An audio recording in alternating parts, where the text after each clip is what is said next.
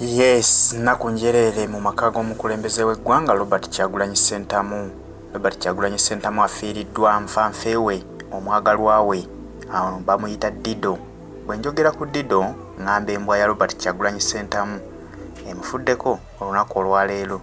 Ono agamba nti embwa eno ebadde mukwano gwe nnyo nnyo, ebadde ebabeererawo, ebadde ebasanyusa ewaka.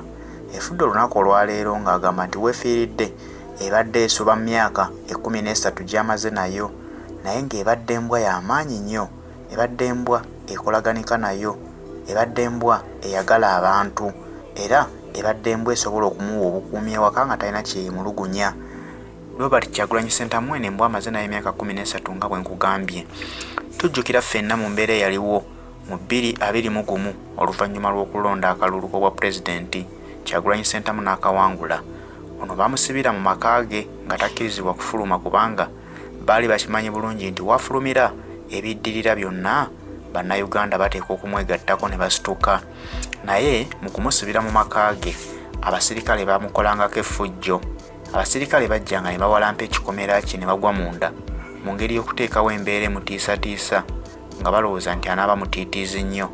Naye eno Dido yamubeererangawo nnyo era abasirikale abo ng'ebalemesa okuyingira ekikomera ekyo.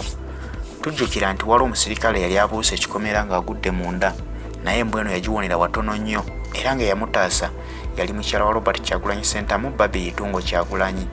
Yayawulira embwa ng'etabuse n'ajja ataasa omusirikale ono embwa gwe yali eyambalidde era yagezaako okwagala ogikuba essasi.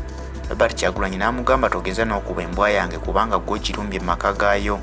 Kyagulanyi Ssentamu anakuwadde nnyo olw'okufiirwa embwa eno gye babadde baagala, gye babadde bayisanga omuntu ewaka kubanga nayo yennyini neeyisa yaayo ebadde ebategeera bakama baayo, ebadde terina muntu gwe yeeyisizaako bubi, era bw'ojja ewaka ng'oli muntu wa mirembe ebadde ekwaniriza, bw'ojja ewaka ng'oli muntu wa bulabe era ebadde ekukolako nga bwe guli mulimo gwayo nti gwe gukkuuma ewaka.